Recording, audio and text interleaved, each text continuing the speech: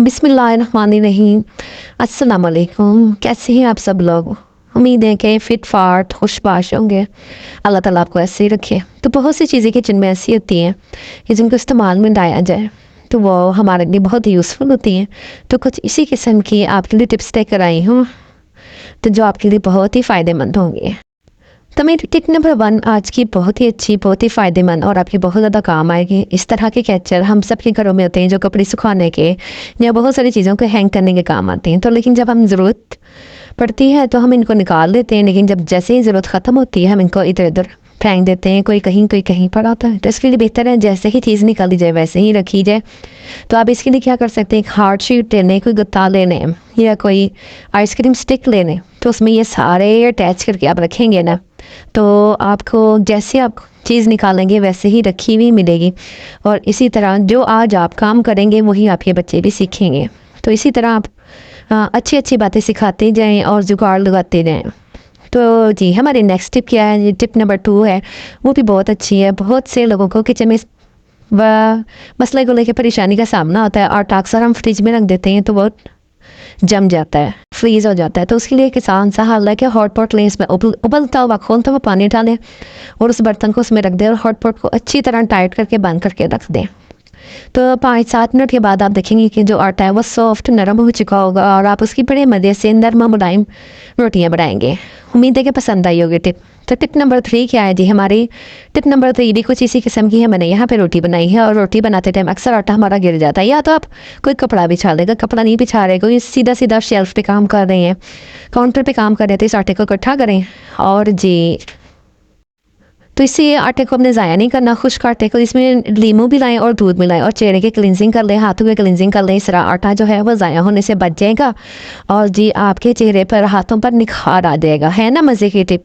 तो चलिए बढ़ते हैं नेक्स्ट टिप की तरफ। टिप नंबर हमारी 4 की है, वो भी बहुत अच्छी है जबकि सबके काम आएगी। अक्सर हमारे घर में जो इस तरह के नए नलकियों के खाली इस तरह के रह जाते हैं, तो इनको हमने फेंकना नहीं है, इनको आपने बहुत अच्छे इस्तेमाल में लेके आना है। क्या होता है जी, अक्सर हमारे घर में नलकियाँ होती हैं वो उलझी उलझी रहती हैं। जब हम मशीन की तरफ जाते हैं नलकियों के जो सिरे हैं ना वो हमेशा एक दूसरे के साथ उलझे हुए होते हैं, तो ये हमारे बहुत काम आएगी।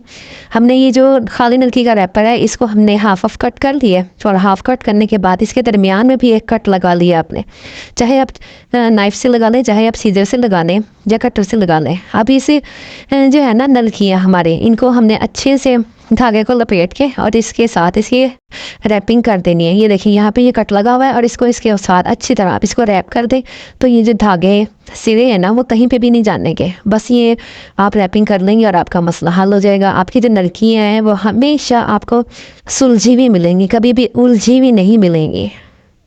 तो है ना मज़ेदार और शानदार टिप, आपको उम्मीद है कि पसंद आई होगी। अगर अच्छी लगी है ये टिप तो आपने करना क्या है जी, मेरे चैनल करने सब्सक्राइब और सब्सक्राइब के साथ बेल नोटिफिकेशन ज़रूर प्रेस किया करिए। देखें जी यहाँ पे हमने रैपिंग कर ली है और कितने मज़े की रैपिंग लग रही है, धागे वगैरह कहीं भी नहीं उलझेंगे और हमारी नलकियों का मसला हल हो जाएगा और हमारे जो मशीन ड्रॉ है वो हमेशा ऑर्गेनाइज्ड रहेगी। और बढ़ते हैं हम अपनी नेक्स्ट टिप।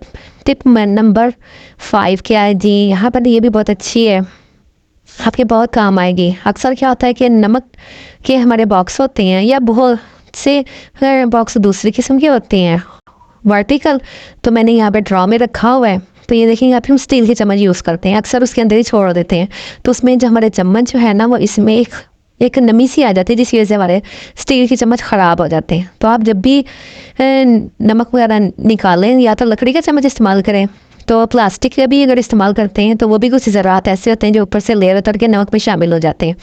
और इसी तरह स्टील का भी होता है, स्टील के चम्मच ख़राब हो जाते हैं। तो आपने स्टील और प्लास्टिक के चम्मच बिल्कुल भी नहीं इस्तेमाल करने, और अगर इस्तेमाल करने हैं तो उसी वक्त इस्तेमाल करके बाहर निकाल लेने, उसके बीच में नहीं छोड़ने आपने। या फिर अगर आपने इसके बीच में छोड़ना है तो फिर लकड़ी का चम्मच आजकल बाजार में बड़े अच्छे अच्छे प्यारे प्यारे आ रहे हैं, वो यूज़ करें, वो इसके अंदर हम छोड़ सकते हैं। तो आपने आइंदा इस बात का ख्याल रखना है कि स्टील का चम्मच या प्लास्टिक का चम्मच इसमें नहीं छोड़ना।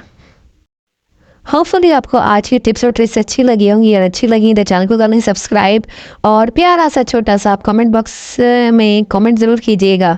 और अगर आपकी कोई सजेशन कोई राय है तो वो भी मुझे ज़रूर बताइएगा। इंशाल्लाह ताला फिर अच्छी सी वीडियो के साथ, अच्छी सी टिप्स एंड ट्रिक्स के साथ आपके साथ मिलूँगी। आपने बहुत सा ख्याल रखना है, अपने प्यारों का ख्याल रखना है और अल्लाह हाफिज़।